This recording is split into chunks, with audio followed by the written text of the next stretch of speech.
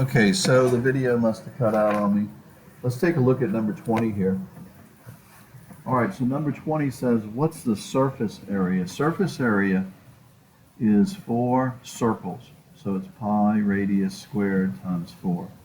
It's 4 circles. So it's going to be 4. They're telling you the volume. So you got to figure out backwards here. So volume equals 4/3 pi radius cubed. They give you the volume, so put 2060 right here equals 4 times pi times the radius cubed. What we need to do is find the radius. So what you're going to do first is you're going to multiply by 3 on both sides. 3's cancel. Then you're going to divide by 4 and 3.14. 4 and 3.14. And then this cancels. Okay? So you're going to get the radius cubed is equal to whatever that is. So you're going to take your calculator and you're going to take 3, clear it out, 3 times 2060, press equals, divide by 4, divide by 3.14. When you do that, you get this. But then you have to hit the cubed root, okay, because you want to get rid of that cubed. And the cubed root for me is way down there. Okay, so it's something times something times something. So hit shift, and then I'm going to hit the cubed root. I get 13.6. So the radius is 13.6, and that's approximate. So to get the surface area of this, I'm going to use this formula. So I'm going to do 4 times pi times the radius squared. So 13.6 squared. So I'm going to square this, and then times 3.14, and then times 4. And when I do, I get 2345.9, and that's going to be square inches. Okay, so you got to work backwards on that one to get the radius.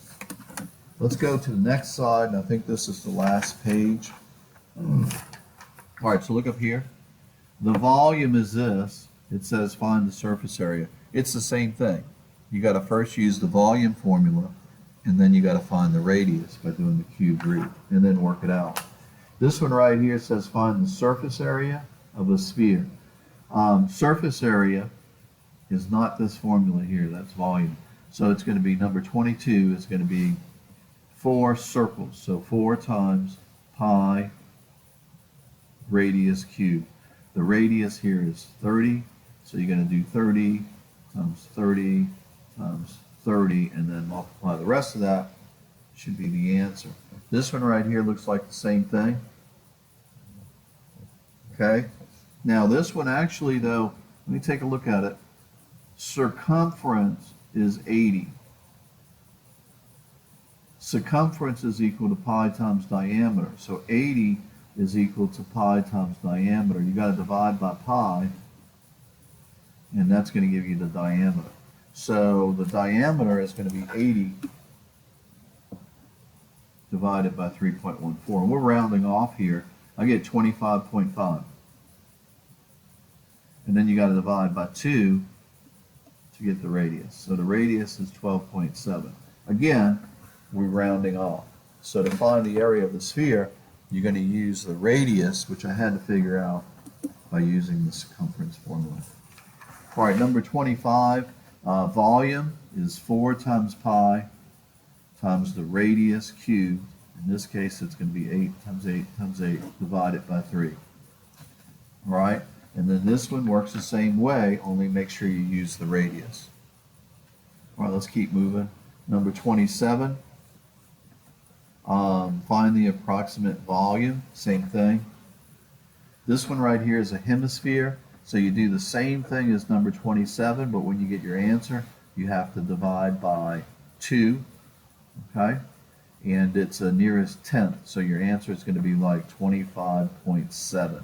You got to round to the one place behind the decimal, okay? Make sure you divide by 2 because it's a hemisphere. And let's see what else we got to do here. All right, this one right here is the same thing. It's going to be 4.